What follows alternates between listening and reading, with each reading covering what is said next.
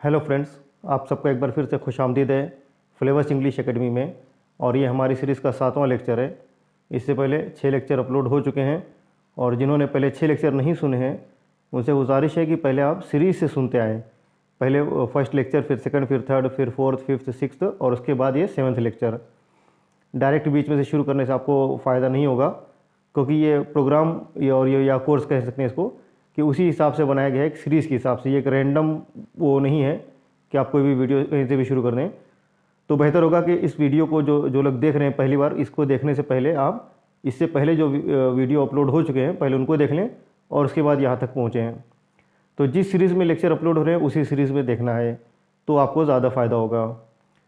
तो इससे पहले के लेक्चर्स में आपको ब्लॉक्स की अहमियत बताई गई थी। इंग्लिश में ब्लॉक्स किस तरह यूज़ करना है, किस तरह से बनाना है, और दूसरी बात उनको याद रखना है कि कौन से ब्लॉक्स होते हैं जो बार बार यूज़ होते हैं, उनको याद रखना है। तो उसी चीज़ का एक कंटिन्यूएशन है ये लेक्चर। और आगे बढ़ने से पहले एक बात मैं ये बता दूं कि आपको अपने जुमलों को हमेशा छोटे छोटे ब्लॉक्स में बांटना है। ये छोटे छोटे ब्लॉक्स में बांटने का मतलब क्या हुआ? इसका मतलब ये है कि जैसे आप जब इंग्लिश बोलोगे तो आपको एक लंबा जुमला पूरा बोलने की कोशिश नहीं करना है। लंबा जुमला बोलना है, लेकिन किस तरह से बोलना है उसको छोटे छोटे ब्लॉक्स में बांट के बोलना है। आपको ये नहीं करना है कि पूरा लंबा जुमला याद करना है और उसको बोलने की कोशिश करना है। ये सीखने का तरीका नहीं होगा, क्योंकि इससे आपका कॉन्फिडेंस बहुत जल्दी डाउन हो जाएगा। वो क्यों? क्योंकि जो बंदा आपके सामने इंग्लिश बोल रहा है, जो इंग्लिश माहौल में पला बढ़ा है, तो उसके लिए ये आसान है कि वो पूरे इंग्लिश के लंबे लंबे जुमले एक साथ बोल ले हुए। जिस तरह से आपको उर्दू में बोलना या हिंदी में बोलना ये आपके लिए आसान है, उसी तरह से उसके लिए इंग्लिश में बोलना आसान है। लेकिन ये चीज़ आपके लिए नेचुरल नहीं है। आप ये चीज़ सीख रहे हो, ये चीज़ सीख के कर रहे हो, और ये सीख के करने के बाद दिमाग में उस चीज़ को बैठाना, एक दिन आप उस लेवल पे पहुंचोगे कि आप भी बिल्कुल उसकी तरह से पूरे पूरे जुमले बोलने लगोगे। लेकिन वो चीज़ उस लेवल तक पहुंचने से पहले ये चीज़ की कोशिश ना करें तो बेहतर है। सबसे पहली बात तो मैं ये बता दूं कि लंबे जुमले वैसे भी अवॉइड करना है। लंबे जुमले को इस्तेमाल चाहे राइटिंग में हो या स्पीकिंग में हो बेहतर नहीं है, क्योंकि सामने वाला बंदा आपकी जो बात सुन रहा है उसको आप जितनी जल्दी अपनी बात पहुंचा दें उतना बेहतर है, ताकि वो आपकी बात से बोर ना हो जाए। या जिसको कहते हैं कि इन्फॉर्मेशन का वो उसका जो लेने का उसका सिस्टम होता है, उसके लिए कितना ड्यूरेशन है।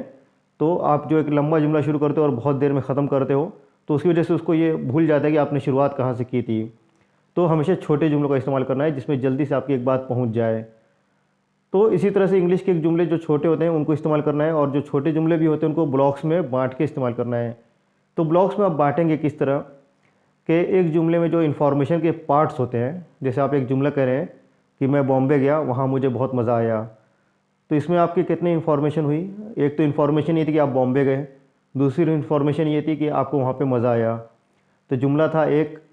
ये हम यहाँ पर ग्रामर वाले जुमले की बात नहीं कर रहे हैं, यहाँ पे आपने जो पूरा जुमला बोला उसके जुमले की बात कर रहे हैं। तो यहाँ पे अगर ग्रामर वाले जुमले के हिसाब से 2 जुमले हो जाएंगे, लेकिन आपका जो मकसद था बताने का वो उसके हिसाब से आपको देखेंगे तो ये एक जुमला था, एक बात थी आपकी, लेकिन उसमें 2 इन्फॉर्मेशन थी कि एक तो आप बॉम्बे गए और वहाँ पर आपको मज़ा आया। तो ये आपके दिमाग में फ़ौरन ये चीज़ आपके दिमाग में फ़ौरन आ जानी चाहिए कि ये 2 हिस्से हैं। आप इसको कैसे बताएंगे? आई वेंट टू बॉम्बे, ये पहली पार्ट था कि मैं बॉम्बे गया, आई वेंट टू बॉम्बे, और वहाँ पे मुझे बहुत मज़ा आया, एंड आई इन्जॉयड। ये आपका दूसरा ब्लॉक था, एंड आई इन्जॉयड। तो आप ये चीज़ आपको याद रखने में आसानी होगी जब आप अपने दिमाग में इस चीज़ को बांट लेंगे कि मुझको 2 चीज़ें बतानी है, कि एक तो मैं बॉम्बे गया और दूसरा वहाँ इन्जॉय किया। तो आप पहले सोचेंगे मैं बॉम्बे गया, आई वेंट टू बॉम्बे, और उसके बाद आप कहेंगे और मुझे वहाँ बहुत मज़ा आया, एंड आई इन्जॉयड। तो ये चीज़ आपके दिमाग में ज़्यादा आसानी से आएगी और ज़्यादा कॉन्फिडेंस आएगा, बनस्बत इसके कि अगर आपको कोई ये कह दे कि मैं बॉम्बे गया और मुझे वहाँ बहुत मज़ा आया, इसको एक जुमले में बोलो। आप अगर इसको एक साथ सोचना चाहेंगे तो आप फिर बहुत कंफ्यूज होंगे कि मैं पहले क्या बोलूँ और बाद में क्या बोलूँ। तो ये है ब्लॉक्स बना के बोलने का फ़ायदा। तो अब ये ब्लॉक्स बनाने का तरीका आपको किस तरह से आएगा? ये प्रैक्टिस से आएगा। मैं बार बार प्रैक्टिस पे जो जोर देता हूँ वो यही है कि बगैर प्रैक्टिस के आपको कुछ नहीं आने वाला। सिर्फ वीडियो देख लेने से इंग्लिश नहीं आएगी। जब तक आप रोज़ 1 घंटा या उससे ज़्यादा या उसके आसपास अपने हिसाब से टाइम एडजस्ट करके आप उसकी सेल्फ प्रैक्टिस ना करें। इसीलिए आपको एक कॉपी बनाना बहुत ज़रूरी है, जो ख़ास इंग्लिश स्पीकिंग के लिए हो। और जो लेक्चर में करता हूँ उसके बाद जो मैं एक मश्क या एक्सरसाइज देता हूँ उसको उस कॉपी में करना है, और जो मेरे लेक्चर में भी पॉइंट होते हैं उसको भी नोट डाउन करते जाना है, और बार बार उसको पढ़ते रहना है। आपको जब भी मौका मिले उसको बार बार पढ़ते रहना है। तो जितनी बार आप ये काम करेंगे उतना ज़्यादा आपकी बेहतरी आएगी।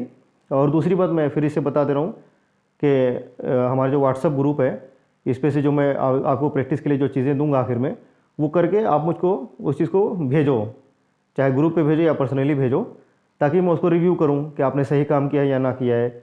ये आपके लिए बहुत अच्छा मौका है, आप अपनी गलती वहाँ पे सुधार सकते हो। अगर आपको ये लगता है कि ग्रुप पे भेजना नहीं है तो आप पर्सनल पे भेज दो, ताकि मैं आपकी गलती सुधारूँ। जब ये आप एक गलती करोगे वो बहुत अच्छी बात है, इसके लिए कि जबकि मैं आपकी गलती सुधारूंगा तो वो चीज़ आपके दिमाग में बैठ जाएगी कि मैंने यहाँ गलती की थी, वो चीज़ आप नहीं भूलोगे उसके बाद। तो आप ज़रूर के ज़रूर इस एक्सरसाइज करें और मुझको भेजें, ये बहुत ज़रूरी है। इसके बगैर इंग्लिश नहीं आएगी, आपका सिर्फ टाइम पास होगा। तो मैं एक बार फिर से इस बात पे जोर दे रहा हूँ कि आपको जो एक्सरसाइज दे रहा हूँ वो करें, और चाहे ग्रुप पे या पर्सनल पे मुझको वो भेजें, मैं उसको चेक करूँगा, रिव्यू करूँगा और जो गलती होगी उसको बता दूँगा। तो ठीक है, अब आज का लेक्चर शुरू करते हैं। तो आज का लेक्चर ही पिछले लेक्चर का ही कंटिन्यूएशन है, जिसमें आपको फिर से कुछ ब्लॉक्स बताए जाएंगे, क्योंकि जो ये ब्लॉक्स वो हैं जो रेगुलर यूज़ होते हैं। और जितने ज़्यादा आप इस ब्लॉक्स को आप इन्फॉर्मेशन पीस भी कह सकते हैं, जिसमें आप एक इन्फॉर्मेशन दे रहे हैं। एक ब्लॉक का मतलब क्या हुआ, आप एक इन्फॉर्मेशन दे रहे हैं। तो जितने इन्फॉर्मेशन की जो स्मॉल पीसेस या ये ब्लॉक्स हैं, ये जितने ज़्यादा आपको याद होंगे और पता होंगे और दिमाग में जितना ज़्यादा बैठा होगा कि कौन सा ब्लॉक कब इस्तेमाल करना है, उतनी आसान होगी आपके लिए इंग्लिश स्पीकिंग। क्योंकि ये ब्लॉक्स क्या हैं, ये आप हर जगह इस्तेमाल कर सकते हैं। ऐसा नहीं है कि एक ब्लॉक का इस्तेमाल एक जगह कर लिया है उसी जगह कर सकते हैं। इन ब्लॉक्स का इस्तेमाल आप हर जगह कर सकते हैं। आज के एग्जांपल में आपको समझ में आ जाएगा। तो पहला है ब्लॉक है स्ट्रिक्टली स्पीकिंग। इसका मतलब क्या होता है, इसका मीनिंग है कि सख्ती से बोलते हुए। इसका इस्तेमाल क्या है या इसका इस्तेमाल कब करते हैं, जब किसी बात में गलती की गुंजाइश ना हो तो इसका इस्तेमाल किया जाता है। ये आपको समझ में आएगा इस पॉइंट से, एग्जाम्पल से। एग्जाम्पल क्या है, strictly speaking spiders are not insects. इसका क्या मतलब हुआ, अब यहाँ पे देखिए स्पाइडर्स जो होते हैं यानी मकड़ी जो होती है सॉरी, मकड़ी जो होती है उसको हम कीड़ा मकोड़ा समझते हैं जनरली। तो आप जब कहेंगे जनरली स्पीकिंग, नॉर्मली जिसमें बहुत ज़्यादा हार्ड एंड फास्ट रूल नहीं होते हैं, जनरली आप उसको कीड़ा मकोड़ा कह सकते हैं, क्योंकि अक्सर लोग कहते हैं। लेकिन स्ट्रिक्टली स्पीकिंग जब आप कहेंगे तो इसमें गलती की गुंजाइश नहीं है। तो strictly speaking spiders are not insects, ये एक क्योंकि इंसेक्ट्स की एक डेफिनेशन है, साइंटिफिक डेफिनेशन होती है, और उस डेफिनेशन के हिसाब से इंसेक्ट में स्पाइडर्स जो होते हैं, मकड़ी जो होती है, उसको कीड़े नहीं माना जाता है। ये हुआ स्ट्रिक्टली स्पीकिंग, यानी पूरे रूल के हिसाब से सब कुछ एकदम सही हो तो स्पाइडर को आप कीड़ा नहीं कहेंगे, लेकिन जनरली आप कह सकते हैं। तो जब आप जुमले में इस्तेमाल करेंगे स्ट्रिक्टली स्पीकिंग, तो फिर आप बिल्कुल परफेक्ट बात बोलेंगे, उसके बाद आप गलत बात बोलेंगे, कोई गुंजाइश नहीं बचती है। ये हुआ स्ट्रिक्टली स्पीकिंग का इस्तेमाल। तो अब आपको ये चीज़ समझ में आ गई है कि स्ट्रिक्टली स्पीकिंग कहाँ पे इस्तेमाल कर सकते हैं। अब ये जो लफ्ज़ हुआ, ये ब्लॉक जो हुआ स्ट्रिक्टली स्पीकिंग, इसका आप इस्तेमाल हर जगह कर सकते हैं, बहुत से सारे जुमले में इसका इस्तेमाल कर सकते हैं। तो ये चीज़ आपके दिमाग में बैठ गई सॉरी एक्सक्यूज मी, ये चीज़ आपके दिमाग में बैठ गई है कि स्ट्रिक्टली स्पीकिंग का मतलब होता है कोई चीज़ को बिल्कुल जिस बात में गलती की गुंजाइश ना हो तो वहाँ पर हम इसका इस्तेमाल करेंगे स्ट्रिक्टली स्पीकिंग। बस यही बात आपको अपने दिमाग में बैठाना है, और इसको फिर आप कई जगह इस्तेमाल कर सकते हैं। ये चीज़ें जितनी ज़्यादा एक एक करके आप अभी आप सोचोगे कि कितने वर्ड इस तरह से कितने ब्लॉक्स याद करेंगे, 500 600, ऐसा नहीं है। आपको बहुत 500 तक नहीं जाना है, उससे बहुत कम ब्लॉक्स में आपका काम हो जाएगा। और दूसरी बात कि आपको ये बहुत याद करना भी नहीं है, ये आप जो बस रोज़ उसको दोहराते रहोगे ना, आपके दिमाग में बैठते रहेगी, यूज़ करते रहो, धीरे धीरे एक एक ब्लॉक का इस्तेमाल अपनी ज़िंदगी में लाओ, रियल लाइफ में लाओ। अभी आपको पूरा जुमला इंग्लिश में बोलना नहीं है, आपको क्या करना है, स्ट्रिक्टली स्पीकिंग मैंने आपको बता दिया। अब आपका काम क्या है कि आप उर्दू में जो जुमला बोल रहे हो उसमें जहाँ भी स्ट्रिक्टली स्पीकिंग की जगह आ जाए कि यहाँ पे लगा सकता हूँ, वहाँ पे लगा दो। तो आप पूरा जुमला उर्दू में बोलो। जैसे आप किसी से बात करो, मकड़ी के बारे में कोई बात हो रही है, आप कहें कि उसने कहा कि यार मकड़ी एक कीड़ा है, तो आप कहोगे कि नहीं यार स्ट्रिक्टली स्पीकिंग मकड़ी कीड़ा नहीं होता है। तो आप मकड़ी कीड़ा नहीं होता ये जुमला आपने उर्दू में कहा, बस स्ट्रिक्टली स्पीकिंग जो है उसमें आपने शुरू में चिपका दिया। तो ये आपके धीरे धीरे ये आपके बोलचाल में फिट होते जाएगा। तो वो फिर आपके दिमाग में बैठती जाएगी, और फिर उसका इस्तेमाल आप जब पूरी इंग्लिश भी बोलोगे ना तो वहाँ पे आसानी से कर लोगे। तो यही चीज़ है, आपको असली ज़िंदगी में लाना है। इन वर्ड को रोज़ जो मैं बता रहा हूँ उनको याद करना है और उनको ज़िंदगी में यूज़ में लाना है। इस तरह से आपकी इंग्लिश बहुत आसान हो जाएगी। और आप ये मत सोचो कि आपको अलग से 500 वर्ड दे दिए जाएंगे, ब्लॉक से दे दिए जाएंगे और उसको आपको बैठ के रटना है। वो चीज़ से कभी इंग्लिश नहीं आने वाली। आपको इसीलिए रोज़ थोड़े थोड़े वर्ड दिए जा रहे हैं, थोड़े थोड़े ब्लॉक दिए जा रहे हैं, उनको याद करके उनको धीरे धीरे ज़िंदगी में लाना है। और ऐसा नहीं कि आज आपको सब लेकर आना है, धीरे धीरे आप करिए। आप एक दिन में एक चीज़ को अपनी ज़िंदगी में लाइए, अगले दिन 2 चीज़ों को लाइए। इस तरह से करना है, धीरे धीरे करते करते वो यकीनन होगा, इसमें कोई शक की बात नहीं है। लेकिन बस इसको करना है आपको, बिल्कुल उसको छोड़ना नहीं है, ये चीज़ करते चलिए। और ये बहुत आसान है, कोई बहुत मुश्किल चीज़ नहीं है। आप इससे पहले जो ग्रामर वगैरह से इंग्लिश स्पीकिंग सीखते होंगे उससे बहुत आसान लगेगा। आप 2000, 2500, 3000 देकर इंग्लिश स्पीकिंग ग्रामर के साथ में सीखे होंगे, जिससे कोई फ़ायदा नहीं होता है। एकदम गारंटीड है कि जो लोग इंग्लिश स्पीकिंग सीखे होंगे ग्रामर के तरीके से, वो आज कहीं इंग्लिश नहीं बोल पाते हैं। वो इंग्लिश पढ़ लेंगे, इंग्लिश लिख लेंगे, लेकिन बोल नहीं पाएंगे। वो इसकी ये धीरे धीरे आपको समझ में आ रहा होगा इसका फ़ायदा। तो खैर ये तो एक अलग बात हो गई। तो यहाँ पे पहला वर्ड है हमारा स्ट्रिक्टली स्पीकिंग। अब उसके आगे दूसरा बिसाइड्स। बिसाइड्स का मीनिंग है इसके अलावा। और इसका इस्तेमाल कहाँ पे होता है? जब किसी बात में किसी और चीज़ का इजाफा करना हो तो हम कहते हैं कि बिसाइड्स। इसकी एग्जांपल क्या है? इसकी एग्जांपल है she likes football, besides she likes tennis and basketball.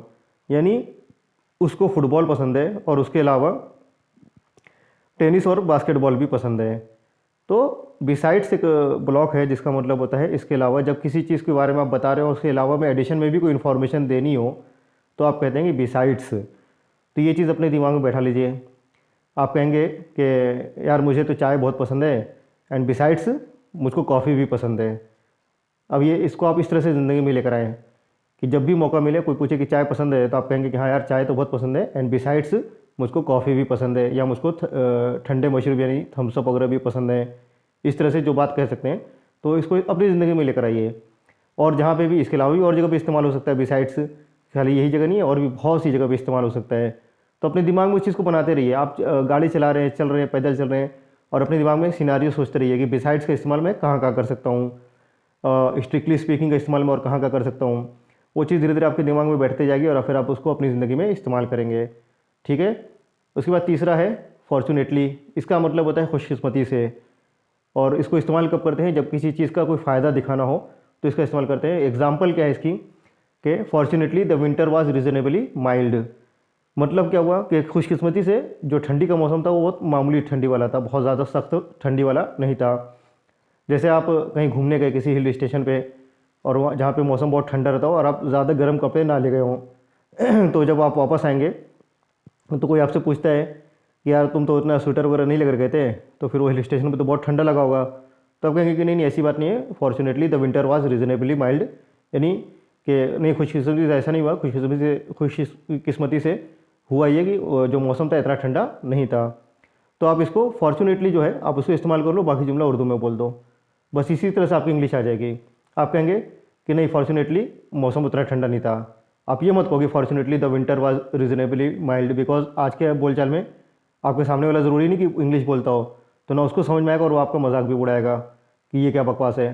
तो आप बस लेकिन फॉर्चुनेटली इतना बोलोगे तो वो इम्प्रेस भी हो जाएगा और मजाक भी नहीं उड़ाएगा, और वो इम्प्रेस भी हो जाएगा, दोनों चीज़ हो जाएगी।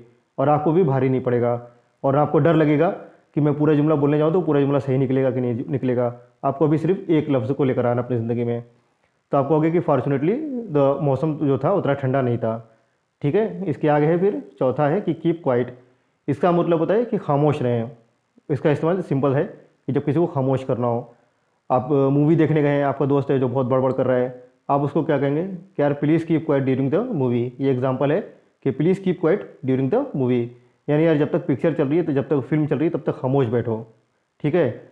अब ये इसका इस्तेमाल आप बार बार कर सकते हैं। कीप क्वाइट, आप पढ़ रहे हो, कोई ज़्यादा शोर कर रहा हो तो आप उसको कहेंगे यार keep quiet I am studying, यानी कीप क्वाइट मैं पढ़ रहा हूँ। तो इसको आप लेकर आ जाए अपनी ज़िंदगी में। फिर इसके बाद है पांचवा है और आज का आखिरी पॉइंट है यू वोंट बी डिसअपॉइंटेड। इसका क्या मतलब है?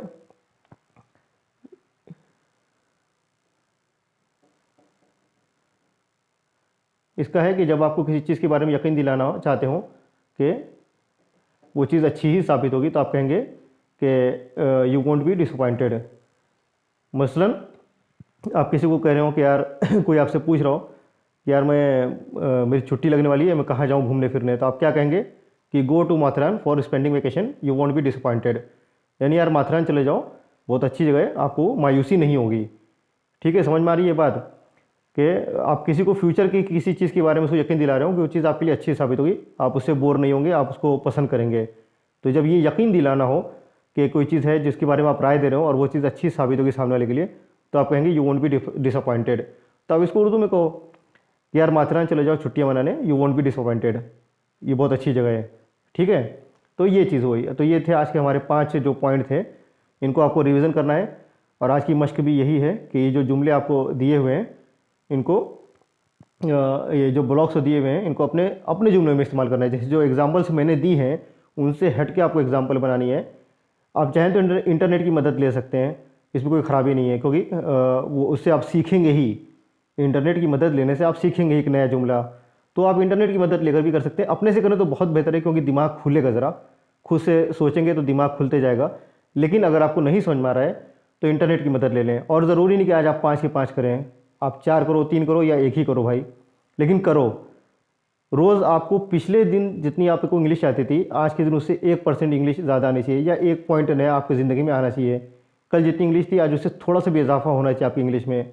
बस यही मकसद है, क्योंकि इंग्लिश एक दिन में आपको नहीं आएगी और ये लाइफ लॉन्ग प्रोसेस होता है। तो आपको मेरा मकसद जो है कि आपको उसी ट्रैक पे डालना मकसद है, कि जिससे आप ज़िंदगी भर इंग्लिश सीखते रहें और आप धीरे धीरे धीरे धीरे ऊपर बढ़ते रहें। एक दिन आप ज़रूर मास्टरी उसमें मास्टरी तो खैर ये लफ्ज़ गलत है, क्योंकि आदमी 50 साल के बाद भी इंग्लिश में उसको नई नई चीज़ें मिलती रहेंगी। कोई ये कोई इसका एंड पॉइंट नहीं है कि यहाँ पे पहुँच गए तो आप इसके आगे कुछ सीख नहीं सकते हैं। आप ज़िंदगी भर इसके बाद भी सीखते रहेंगे। लेकिन हमारा मकसद है कि आपको उस ट्रैक पे ला के छोड़ देना, कि जहाँ से आप ये चीज़ें खुद से कर पाएँ।